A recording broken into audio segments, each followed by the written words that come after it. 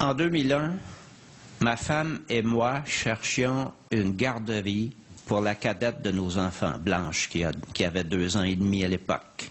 Après des mois d'attente sur la liste d'un CPE, la direction nous téléphone. Toujours pas de place chez nous. Que diriez-vous d'une garderie en milieu familial? Voici le numéro. Demandez Karima. J'appelle Karima. Nous voulons d'abord la rencontrer et visiter les lieux. Le lendemain, ma femme, ma fille Blanche et moi, nous sommes à sa porte. Je sonne, on ouvre. Une femme apparaît, dont les vêtements ne laissent voir que le visage et les mains. Et j'ai un mouvement de recul intérieur. Un hijab, des pratiquants. Confier à ces gens-là une part de l'éducation de notre enfant, une fille.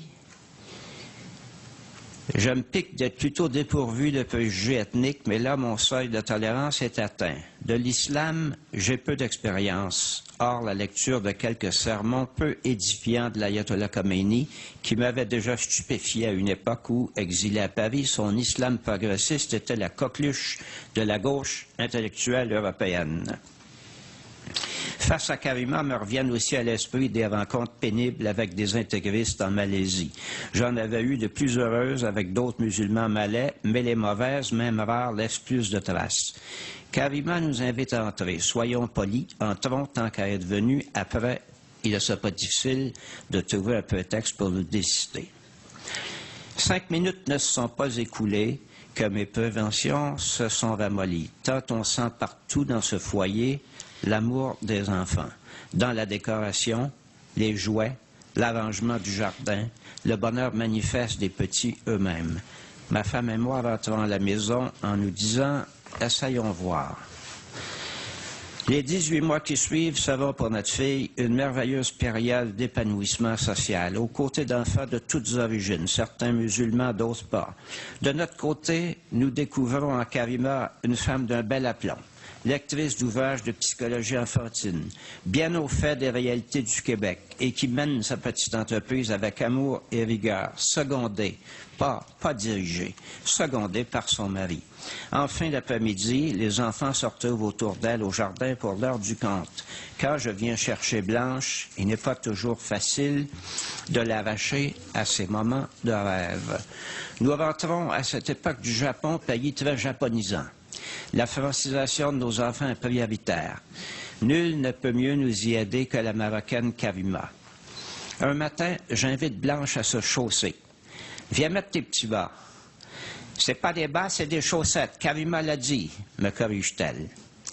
Avec Blanche, Karima s'y prend mieux que nous, je crois. Nous avons alors 4 enfants. Blanche est le bébé, et ça paraît par moments. Tout ce qu'il lui faut, c'est un peu de fermeté, me lance un jour Karima, et ça lui manque. Elle s'arrête, l'air un peu inquiète de ma réaction aux 4 derniers mots qui lui ont échappé. Touché. En plus de principes d'éducation clairs, Karima a des principes tout court. Cela ne l'empêche pas d'apprécier l'apport de gens d'autres cultures. J'ai été éduqué par des religieuses françaises, me dit-elle un jour. Elles m'ont transmis une valeur, le respect d'autrui. Aujourd'hui encore, quand on lui parle de Karima, le visage de Blanche s'illumine. Les visages de Karima et de son mari s'illuminèrent eux aussi le matin où je leur ai appris que j'avais manifesté la veille avec 100 000 Montréalais à 26-0 contre le projet de Bush d'envahir l'Irak. Aucune haine des Américains chez eux, mais un brin de fatalisme. Vous verrez, il y aura la guerre quand même. Au cours du débat sur les accommodements raisonnables, j'ai souvent pensé à Karima, à son mari, à leurs 3 filles et aux nombreux musulmans du Québec. Ce chauffeur de taxi, par exemple, qui me confiait timidement son désarroi. Après avoir fui les excès des intégristes en Algérie, il doit parfois, comme musulman, faire face ici aux insultes de quelques passagers ignares. Nous sommes tous susceptibles d'avoir peur de l'inconnu. Comme cette femme musulmane qui a été discrètement malade au moment de partir à la rencontre des gens d'Hérouville. Du si bon monde pourtant, j'en doute pas.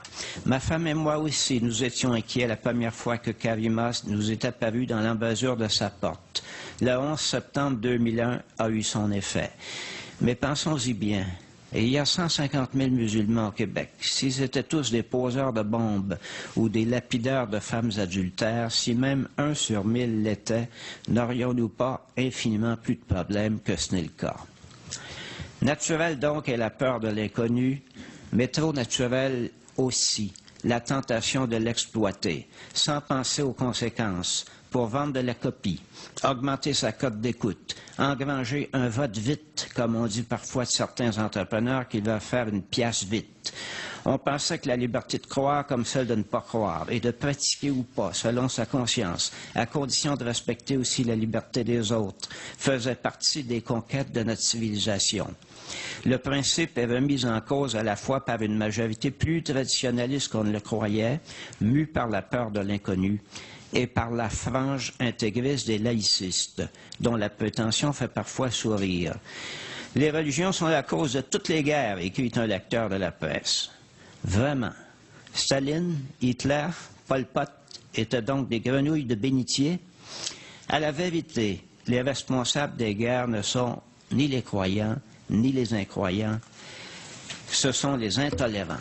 Ceux qui vous en veulent de croire ce qu'ils ne croient pas ou de ne pas croire ce qu'ils croient. Grâce à Karima, Blanche Sora est pour la vie, qu'on ne juge pas, qu'on ne juge pas de la valeur des gens sur leur croyance ou leur incroyance, ni sur leur façon de s'habiller. Quel beau cadeau!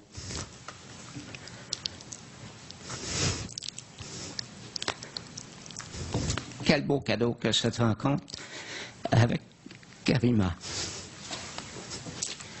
Pour nous. Pour Karima et pour Blanche. Pour le Québec, dont elles font toutes les deux parties.